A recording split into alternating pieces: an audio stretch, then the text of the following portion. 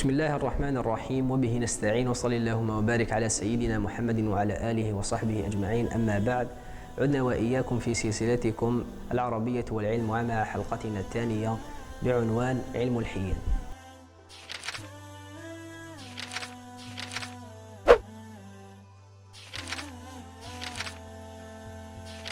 علم الحيل هو الاسم العربي لما يسمى بعلم الميكانيكا، والهدف منه معرفة كيفية الحصول على فعل كبير بجهد يسير، ولهذا سماه العرب بالحيل، أي استخدام الحيلة مكان القوة، والعقل مكان العضلات، والآلة بدل البدن.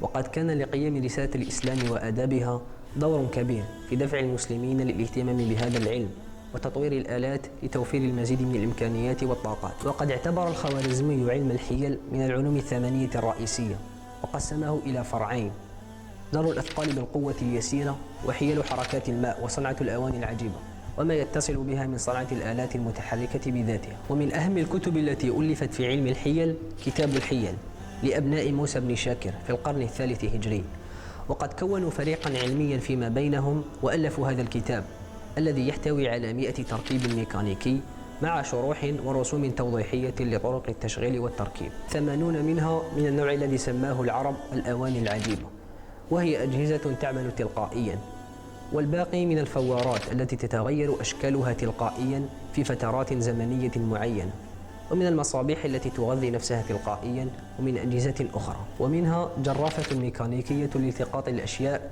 من قاع البحار والأنهار. وكانت هذه الأجهزة النواة التي تطور منها علم التحكم الآلي. ومن الكتب المهمة أيضا في هذا المجال كتاب الجامع بين العلم والعمل النافع في صناعة الحيل لبديع الزمان أبي العز بن إسماعيل، الذي عاش في القرنين السادس والسابع هجريين. ويعتبر هذا الكتاب أعظم كتاب من نوعه في الهندسة الميكانيكية حتى العصور الحديثة.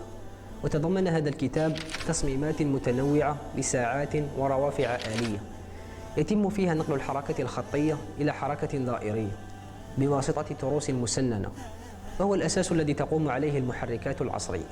وهناك كتاب الأسرار في نتائج الأفكار لأحمد بن خلف المرادي، الذي عاش في القرن الخامس هجري، ويتضمن شرحا لأكثر من 30 نوعا من الآلات الميكانيكية وساعة شمسية متطورة جدا، وأجزاء مهمة حول الطواحين والمكابس المائية. وكتاب الطرق السينية في الآلات الروحانية لتقي الدين بن معروف الدمشقي، الذي عاش في القرن العاشر هجري.